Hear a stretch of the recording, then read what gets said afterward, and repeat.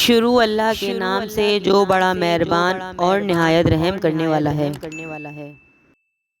رزق اور روزی اللہ تعالیٰ کی عطا کردہ نعمتیں ہیں جو ہر انسان کی ضروریات زندگی کو پورا کرتی ہے۔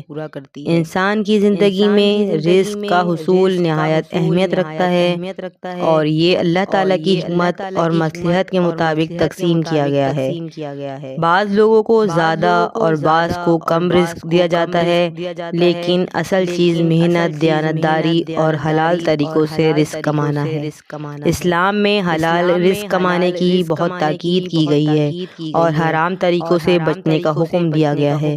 محنت اور کوشش کے ساتھ ساتھ دعا اور توکل بھی ضروری ہے، کیونکہ رزق کا اصل مالک اللہ تعالیٰ ہے۔